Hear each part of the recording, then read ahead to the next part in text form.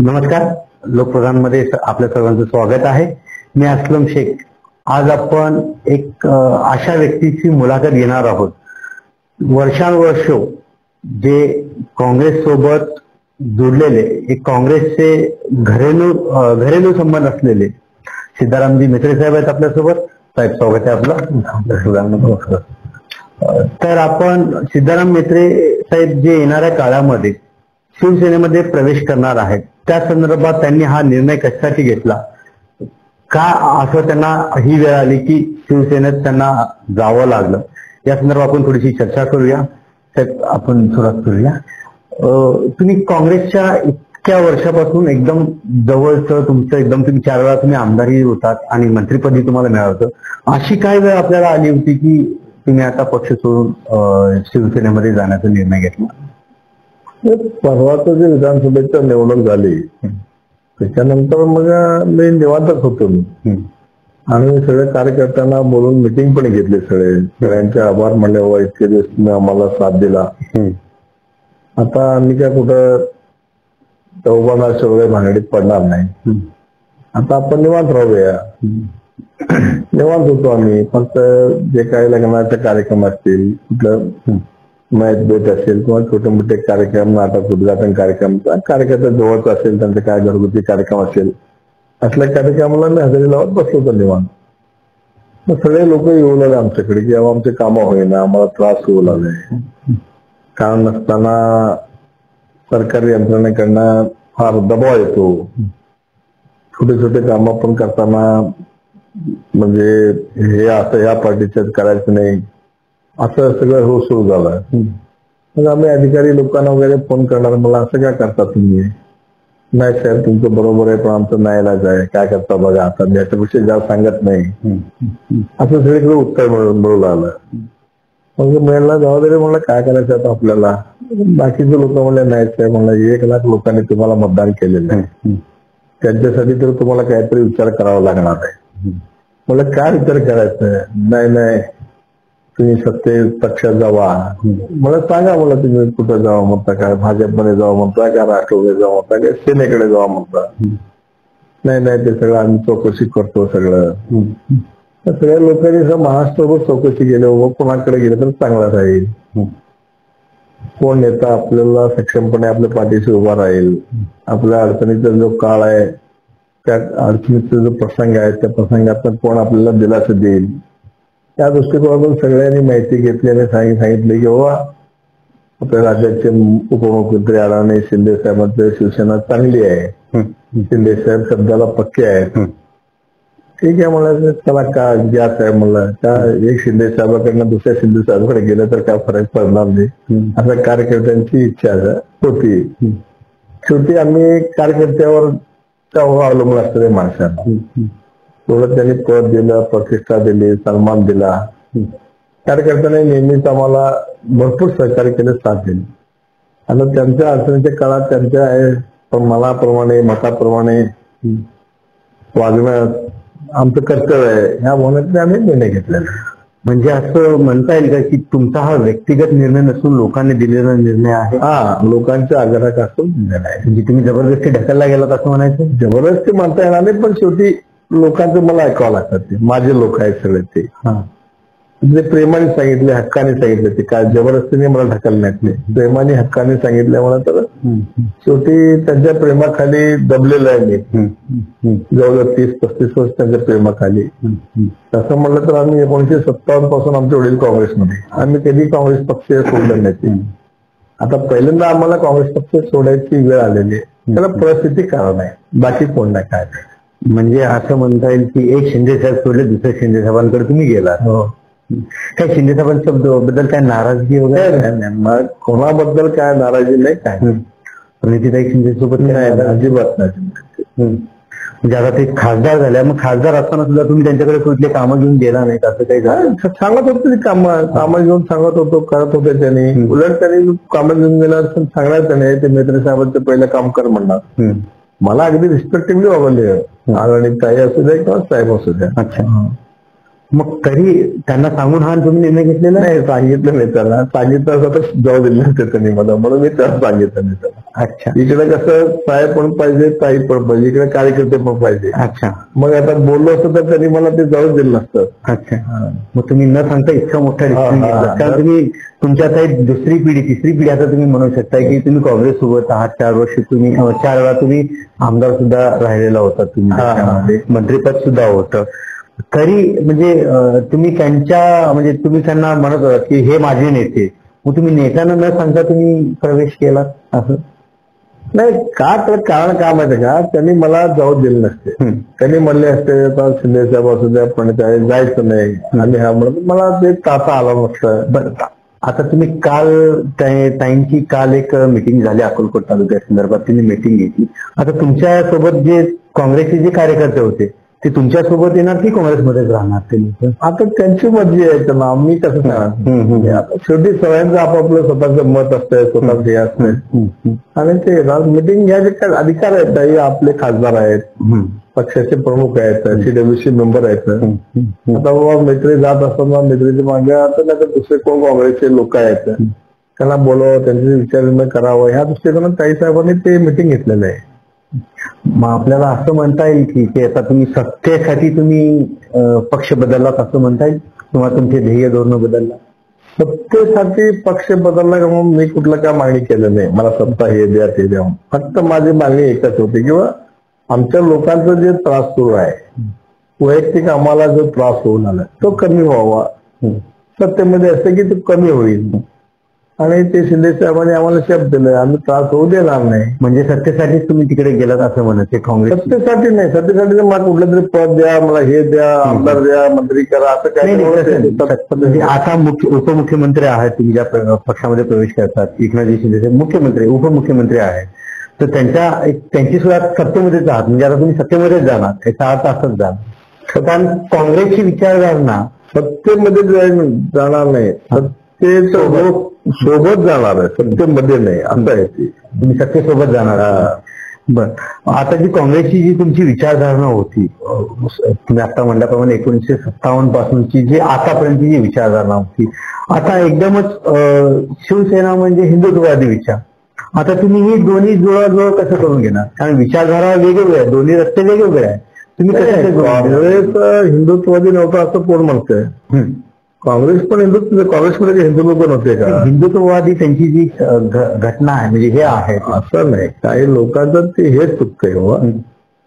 कुठलाही पक्ष असू द्या, खरं म्हणजे सर्व सामावून घेणाऱ्या बाळासाहेब ठाकरेंची शिवसेना, बरोबर, त्यांनी कधी विचार केला नाही की बाबा ह्या माणूस कुठल्या धर्माचं आहे, कुठल्या जातीचं आहे, त्याचे किती मतदान आहे, असं काही विचार केला नाही. कितीतरी लोकांना त्यांनी आमदार केले, खासदार केले, मंत्री केले. निष्पक्षपणे बोलत होते त्यांनी हिंदुत्व बरोबर आहे, पण त्याचं कृती काय होते सगळं महाराष्ट्राला माहित आहे. असं काय नाही. म्हणजे तुम्हाला असं बोलायचं आहे की विचारसरणी ही काँग्रेसची सुद्धा हिंदुत्ववादीच होती? हे बघा, हिंदुत्व आम्ही हिंदू नाही का? हिंदू नाही, हिंदुत्ववादी विचारसरणी जी आहे, काँग्रेसची विचारसरणी जी आहे ती वेगळी आहे. ते बघा, काँग्रेसचं पण तिरंग्यामध्ये पहिला भगवाला स्थान आहे. येस येस येस, कळलं की नाही? भगवा म्हणजे हिंदू नाही, एखाद्या रंगावरती नाही, तेच सांगतो ना, ते विचारधारेवरच ते रंग तयार होतात. कुठल्याही पक्षाचा एक राष्ट्रीय झेंडा असतो की त्याला काहीतरी अर्थ असतो त्याला, असं कोणी उगी ते करत नाही झेंडा. तरी तिरंगा दोष, भारताने तिरंगा दोष केला, मध्ये अशोक चक्कर लावलं. अशोक चक्राचा कोणी शिफारस केला? डॉक्टर बाबासाहेब आंबेडकरांनी सांगितलं अशोक चक्कर पाहिजे म्हणून, बरोबर आहे की नाही? म्हणजे त्याला त्या पूर्ण भारत देशाचं जे संविधानिक तर आहेच आहे, पण त्याच्याबरोबर जे इतर सगळे जाती धर्माचे लोक आहेत, कारण आपला भारत देश एक असा देश आहे, पृथ्वी तलावरचा भूखंड आहे, असं कुठे बघायला मिळत नाही. 100-125 मैल तुम्ही गेले तर वेगळी भाषा आहे, वेगवेगळी वेशभूषा आहे, रूढी परंपरा आहे, चालीरीती आहेत, आणि प्रत्येकाच्या धर्माच्या जातीप्रमाणे त्यांना ते आचरण करण्याचं स्वातंत्र्य आहे. ह्यालाच म्हणजे भारत असं आहे. आणि ते भारताचे आम्ही सगळे नागरिक आहोत. भारताचे नागरिक आहोत. विचारसरणी हे तुम्ही आता जुळवून घेणार का? जी काँग्रेसची विचारसरणी होती आणि शिवसेनेची विचारसरणी, माझा हाच मुद्दा आहे. विचारसरणी दोन्ही वेगळ्या आहेत. दोन्ही वेगवेगळ्या इलेक्शन मुद्द्यावरती तुम्ही इलेक्शन सुद्धा लढवलं होतं. विचारसरणी ही तुम्ही आता जुळवून घेणार होता. आमचं विचारसरणी एकच आहे, सर्वांना घेऊन जायचं आमचं काम आहे. अच्छा. आणि आम्ही सर्वांना घेऊनच काम करणार. आता मित्र आणखी एक प्रश्न आहे. आता तुम्ही जे अक्कलकोटमध्ये आता भाजपचे आमदार आहेत सचिन रणशेठ, त्यांच्या विरोधात तुम्ही इलेक्शन लढवलं. आता तुम्ही दोघंही, आता तुम्ही प्रवेश केल्यानंतर तुम्ही दोघंही एकमेकांच्या सगळं, मग त्यावेळी तुमच्याशी जे वैयक्तिक वाद काही आहेत त्याच्यामध्ये, की ते वाद आता समोर येतील आणि त्याच्यामुळं अक्कलकोट तालुक्यावरती जो अक्कलकोट तालुक्याचा जो विकास होणार होता, म्हणजे आता तुम्ही दोघं एकमेक झाल्यानंतर तो विकास कुठे थांबेल असं काही वाटतं? विकास कसं थांबेल? उलट विकास चालला मिळेल ना. नाही, पहिले बघा, समजा एक कुठला तरी एक माणूस, आता तुम्ही चॅनलमध्ये पहिला अस्लम शेख एकच काम करत होता, त्याच्यामध्ये 28 माणसं आले, त्यामुळे वाढलं का कमी झालं? नाही, पण दोघांची विचारसरणी वेगळी होती. दोघं एकमेकांच्या विरोधात तुम्ही आता बघा, युतीमध्ये आलो आम्ही. युतीचं धरून एकच असणार आहे. काय तुमच्या दोघांमध्ये वैयक्तिक वाद आहे? नाही, वैयक्तिक वादविवाद काही नाही. ते आमच्यावरच होते पहिले, त्यांचे वडील 5 इलेक्शन आमच्यावरच होते, कळलं की नाही. मग त्यामुळे आमचं काय वादविवाद काय नाही. म्हणजे पक्षाचे जे कार्यकर्ता जे आहेत, तुमचे जे वैयक्तिक कार्यकर्ते आहेत किंवा पक्षाचे जे कार्यकर्ते आहेत, आता तुमच्यासोबत तेही प्रवेश करणार आहेत, काँग्रेसचे काही कार्यकर्ते तुम्ही म्हणल्याप्रमाणे, त्यांना त्यांची पक्षाची भूमिका बदलल्यामुळे त्यांना काही त्रास झाला किंवा काही असं काही वाटलं कार्यकर्त्यांना? नाही, म्हणून सगळे कार्यकर्त्यांना आम्ही तेच आम्ही घेतो, आम्ही फीडबॅक घेतो. आम्ही नाही सर, चांगला निर्णय केला तुम्ही काय तुमच्या स्वतःसाठी केलं नाही, आमच्यासाठी निर्णय केला, आम्हाला बरं वाटलं. त्यांचीच मागणी होती, त्यांच्याच मागणीप्रमाणे आम्ही निर्णय घेतलेला आहे. काँग्रेस पक्षामध्ये तुम्हाला असं डावळलं गेलं असं काही तुम्हाला वाटलं? नाही, काँग्रेस पक्षाने आम्हाला भरपूर दिलेलं. कशाला काय कोणतं सांगते डावलला येणं काय, काँग्रेसने आम्हाला भरपूर दिलेलं आहे. अच्छा. मग असं म्हणता येईल की प्रणितीताई तुम्हाला आता खासदार आहेत आपल्या, तुम्हाला ते पुढच्या राजकीय कारकिर्दीत तुम्हाला सपोर्ट करतील? आता आता काय त्यांच्या मनात आलं तर करतील की, न करायला काय झालं? आपल्याच माणूस आहे पहिल्यापासून, आता शिक्षणात गेलं म्हणून काय झालं, आपण मदत करावं, मग त्यांच्या मनात आलं तर करतील. अच्छा. म्हणजे तुम्ही असं म्हणू शकताय की बाबा प्रणितीताई तुम्ही शिवसेनेत जरी गेलात तरी तुम्हाला ते तिथं मदत करतील असं वाटतं मला, माझं मन म्हणतंय. आता पुढे काय होईल ते बघूया. म्हणजे त्यांच्याकडून तुम्ही एक अपेक्षा ठेवलेली आहे? अपेक्षा ठेवलं नाही, मन म्हणतं म्हणून सांगितलं तुम्हाला. अच्छा. म्हणजे तुम्ही हे करू नका, मी काय म्हणतो ते लक्ष ठेवा, ते माझं मन असं म्हणतंय. अच्छा. तुमचं मन असं म्हणतोय की प्रणितीताई तुम्हाला थोडंफार सपोर्ट करतील का पूर्ण करतील? आता बघा, माझं मन म्हणतंय पूर्ण करतं म्हणून. अच्छा. आता त्यांचं मन काय म्हणतात तेवढं ते करतील. अच्छा. दुसरा प्रश्न एक असा आहे, तुम्ही 2024च्या इलेक्शन मध्ये आमदारकीला थांबला होता, तर काही शेतकरी काँग्रेस भवनवरती येऊन तुमच्या विरोधात काही आंदोलन छेडलं होतं, कारखान्याचं तुम्ही बिल दिलं नाही असं म्हणून. ते खरंच होतं की ते षडयंत्र होतं असं काही? कारण तुमचे कार्यकर्ते, त्यांचं बिल, शेतकऱ्यांचं बिल, सगळे कारखाने अडचणीत आहेत. फक्त आमचंच कारखान्याचं आलं असं नाही, कितीतरी कारखान्याचं आजही महाराष्ट्रामध्ये अडचणीत आहे. सगळे शुगर लॉबीच आता अडचणीत आलेले आहे. त्यामुळे थोडं उशिरा, आता आम्ही एवढं 12 गाळात घेतले, 11 गाळापाचे सगळे पैसे दिलेले मी, शेवटच्या 12व्या गाळापाचे पैसे राहिले. काही ते अडचणी आहेत, ते सगळे धोरण आहेत सरकारचे किंवा बाकी इतर हे आहेत. रिकव्हरीचा प्रश्न आहे, वाहतुकीचा प्रश्न आहे, लेबरचा प्रश्न आहे, असं विविध कारण आहेत त्याला. ते सगळं सांगत बसलं तरी एक मुलाचा तुम्हाला सेपरेट करावं लागेल निश्चितपणे, त्यावेळी मग डिटेल मी सांगेन. त्यामुळे कारखान्याची अडचणीत होती. आता सगळेच होते, पण फक्त मेत्रेच काय विरोध केलं म्हणजे ते पण काँग्रेस कमिटी समोर बसवायचं की जेणेकरून काँग्रेसला वाटायला पाहिजे की आता मेत्रे एवढं बदनाम झाला, याला तिकीट मिळू नये. कोणाला माझी अडचण असेल, हा माणूस जर समोर आला तर आम्हाला अडचण होईल असं म्हणून काही लोक केले असतील. कोण केलं, काय केलं तर नंतरचा भाग वेगळा आहे, पण केले. आपण त्याच्यावरती अभ्यास केला असेल, कोण केलं किंवा कुठल्या पक्षाने केलं, ते अभ्यास तर असावंच लागतं आणि ते मनात ठेवावं लागतं, बोलता येत नाही. अच्छा. आता सत्तेधारी आहात की विरोधात आहात तुमच्या? ते आता वेळ जेव्हा येईल, प्रसंग येईल तेव्हा आपल्याला कळेल ते सत्ताधारी होते का विरोधी होते का आतले होते का बाहेरचे होते का जवळचे होते लांबचे होते. अच्छा. तरी तुम्हाला असं काय वाटतं की कोण होते? कसं असतंय, काही काही गोष्टी योग्य वेळेला बोललेलं आणि योग्य वेळेला कृती केलेलं चांगलं असतं. प्रत्येक वेळी ते बोलणं ते कृती करणं बरोबर नसतं. काँग्रेसचे शहराध्यक्ष चेतन नरोटे तुमच्यावरती एक आरोप केले होते. तुम्हाला त्यांनी काय कमी केलं की तुम्ही पक्ष सोडून गेला? मी कुठं म्हणलं कमी केले म्हणून? मी कमवलंच नाही. मी काँग्रेसचं मला भरपूर दिलंय. 7 वेळा तिकीट दिलं, 4 वेळा निवडून आलो, मंत्री केले मला शिंदे साहेबांनी. मी कधीच म्हणलं नाही काँग्रेसने मला कमी केलं म्हणून. माझ्या लोकांची अडचण होऊ लागली अलीकडच्या 10 वर्षामध्ये. त्यांनी जे साथ दिले, काँग्रेसला साथ दिले, आम्हाला साथ दिली, ते लोक 5-6 महिन्यापासून मला बसू देणार. तर बघा काहीतरी करा, हे करा, ते करा. खरं म्हणजे आता आम्ही रिटायरमेंटच्या ह्यालाच आलो होतो आम्ही सगळं. म्हणजे आता निवांत बसावं, कोणाला तरी पुढं करून हे करा. मग आता ठीक आहे, लोकांचे एवढं त्रास होत असेल तर अजून स्वामीच्या कृपेने हाय, पळापळ करता येते, ताकद आहे, तेवढं त्यांचं काम करावं. मग हे केलेलं. तुमचं पक्षांतर होणार आहे शिंदे साहेबांना किंवा प्रणितीताईंना कळालं त्यावेळेस तुम्हाला फोन वगैरे काही आला त्यांचा? नाही, फोनवर बोलले नाही. आलंच नाही, फोन आलाच नाही. म्हणजे काही तुमच्याशी संवाद झाला त्यांचा? नाही झाला. दोघांचाही संवाद नाही झाला किंवा काँग्रेस कमिटीच्या कुठल्या जिल्हाध्यक्षांचा, शहराध्यक्षांचा काही? नाही, कोणी नाही बोल. म्हणजे तुमच्यावरती नाराज झाले ते लोक? नाराज नाही, त्यांना माहिती आहे मैत्रीचं अडचण काय ते सगळं ते. त्यामुळे त्यांनी समजून घेतले असतील असं मला वाटतं. दुसरी गोष्ट अशी आहे की आता तुम्ही शिवसेना शिंदे गटात तुम्ही प्रवेश केलेला आहात. तिथे ऑलरेडी सुद्धा एक बॉडी आहे शिंदे सेनाची. मग त्यांच्यासोबत आता तुम्ही समन्वय किंवा त्यांचे कार्यकर्ते, तुमचे कार्यकर्ते कसं जुळाजुळी करून जुळत? मैत्री म्हणजे कसं तुम्हाला माहित आहे का?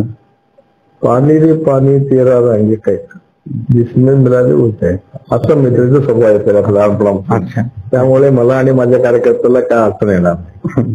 मग तुमच्या पक्षांतरमुळे अक्कलकोट तालुक्याची राजकीय जे समीकरणाचे बदलतील असं वाटतं? बदलतील म्हणजे आता जे बीजेपी एककोट झालेली आहे, तिथं 2 वेळा आता आमदार आलेले आहेत. पुढे येणाऱ्या काळामध्ये राजकीय समीकरण काय बदलू शकतात?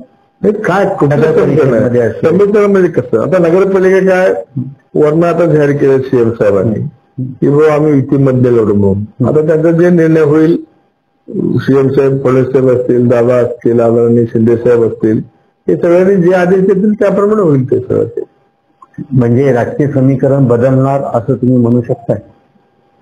वरचे जे ठरते त्याप्रमाणे होणार. कारण आता देवेंद्र फडणवीस साहेब तर म्हणले होते की बाबा जी सिच्युएशन आहे, जी परिस्थिती आहे त्यानुसार आम्ही निर्णय घेऊ. म्हणजे विरोधात जरी एकमेकाच्या लढत असेल तर आम्ही लढू असं ते बोलले होते. मग त्याची तुम्ही तयारी तिथे केलेली आहे का आता अक्कलकोट? फडणवीस साहेबांनी काय म्हणलं तुम्ही फक्त नंतरच सांगितलं, अगोदर काय म्हणले होते की बा आम्ही शक्यतो महायुती एकत्र लढू असं त्यांचं म्हणणं आहे. पण काय लोकलच्या लेवलला जाते तर काय लोकलचे जे असतील, भाजपचे असतील, सेनेचे असतील, राष्ट्रवादीचे असतील, तिथले लोकलचे जे नेते मंडळ आहेत त्यांनी जे निर्णय घेत असतील तर आम्हाला असा निर्णय पाहिजे म्हणून त्यांना मोकळीक देऊ असं त्यांनी म्हणलेलं आहे. सगळे नेत्यांचं म्हणणं तेच आहे. अजून ते लोक ठरवणार आहेत तिघा बसून काय करायचंय, त्यांच्याप्रमाणे ते तिघा ठेवून जे त्याप्रमाणे ठरतील त्याप्रमाणे होईल ते सगळं. दुसरी गोष्ट अशी आहे, आता तुम्ही शिंदे गटमध्ये गेलेला आहात, सोलापूरच्या शिवसेना शिंदे गटमध्ये आपण प्रवेश केलेला करताय आता. तर सोलापूर शिंदे गटमध्ये ऑलरेडी गटमध्ये 2 गट पडलेले आहेत. त्याच्याकडे तुम्ही कसं बघता? ते सगळीकडे असणार. पक्ष बनवला की ते सुरू होत असते सगळं. सगळ्यांना आता आम्ही तर आता आलो, कोणाचे गट कुठला आहे काय ते आम्हाला माहित नाही. आम्हाला फक्त शिंदे साहेबांची शिवसेना, बाळासाहेब ठाकरेंची शिवसेना, दिघे साहेबांची शिवसेना एवढंच माहित आहे. त्याच्याबरोबर जे प्रामाणिकपणे काम करतील त्या सगळ्याला घेऊन काम करायचं. म्हणजे इथे जे आता सगळेजण पक्षासाठीच काम करतात, पण जो गटबाजी जो आहे सोलापूर शहरात तो खूप मोठ्या प्रमाणात वाढले. कारण मंत्री तुमचे शिवसेनेचे मंत्री येतात त्याच्यासमोर हात उगारला जातो. ही गटबाजी नाही तर काय आहे? म्हणजे त्याला तुम्ही कसं हँडल करणार तुम्ही पुढच्या येणाऱ्या काळामध्ये? त्याचा फटका तुम्हाला बसणार का? आम्हाला फटका बसण्याचा काय प्रश्नच नाहीये. तेच त्यांना आम्ही समजवणार आहे बाबा तुम्ही जर असं वाढून ठेवलं की ते फटका तुम्हाला बसणार आहे, दुसऱ्याला कशाला बसणार नाही. मग तुम्ही सगळं व्यवस्थित आपण मिळून काम केलं तर चांगलं चित्र दिसणार आहे, हे आपण त्यांना पटवून देऊ. बरं सर, मग आणखी एक प्रश्न होता, पक्षांतर संदर्भातचा एक प्रश्न होता. तुम्ही जे पक्षांतर केलं, शिंदे गटच का, अजित पवार का नाही, किंवा देवेंद्र फडणवीस बीजेपी का नाही? आमचे सगळे लोक सांगितले शिंदे गटात जावं, शिंदे गटात. तर मी का माझ्या स्वतःच्या मनाने नाही, कार्यकर्त्यांच्या आग्रहाखातर मी गेलेलो आहे.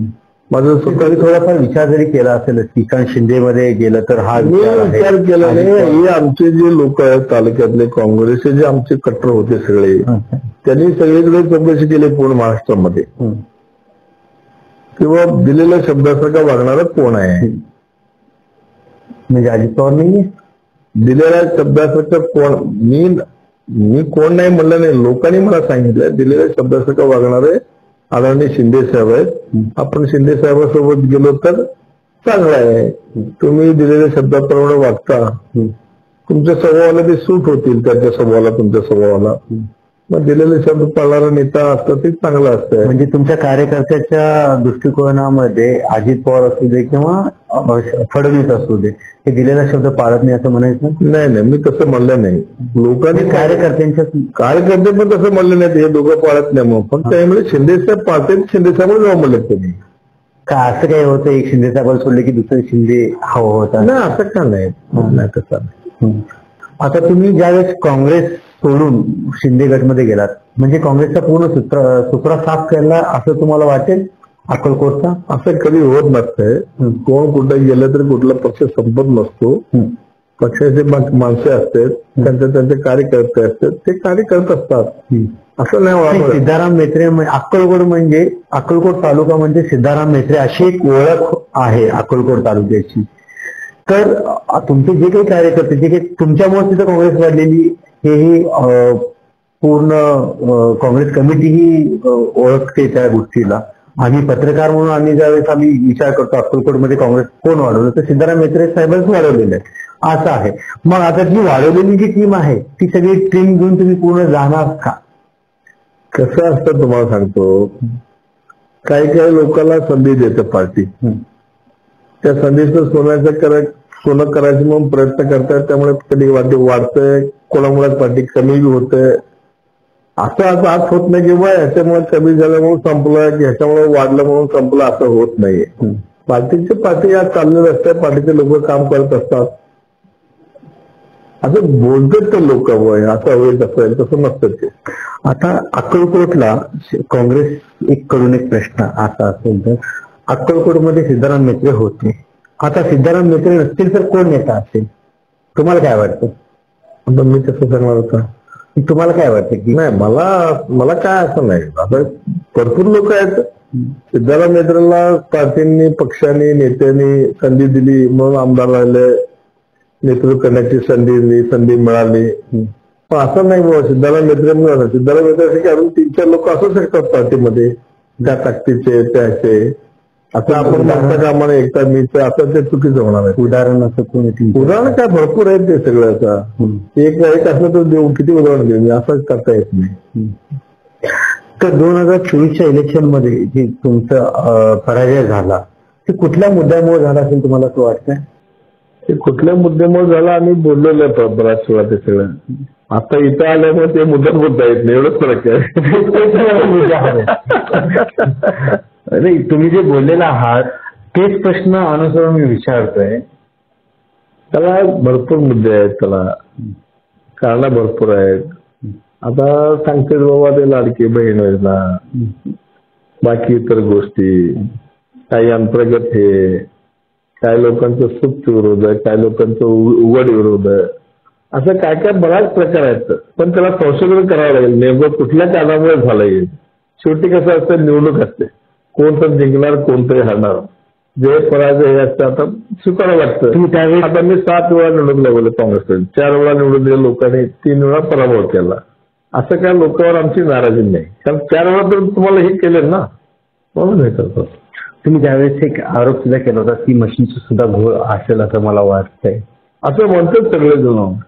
त्यांचं रिसर्च चालू आहे. आता कधी येईल ते बाहेर येईल, तेच ना, सत्य बाहेर येईल तेव्हाच त्याचा शिक्कामोर्तब होईल ना. आता मी काय म्हणतो, त्यांनी काय म्हणतो, याला काय अर्थ राहणार, ते यायला पाहिजे समोर सगळं ते सत्य. तर हे होते आपल्यासोबत अक्कलकोटचे माजी आमदार सिद्धारामजी मेत्रे साहेब. त्यांचं 31 मेला त्यांचं पक्षप्रवेश सुद्धा आहे. त्यासाठी मेहता आपल्याला शुभेच्छा आमच्याकडून. थँक्यू. आपल्या पुढील वाटचालीस आमच्याकडून लोकप्रधानकडून पूर्ण शुभेच्छा. धन्यवाद. तर आपला प्रवास असंच सुखाचा हो हीच आमची इच्छा. धन्यवाद.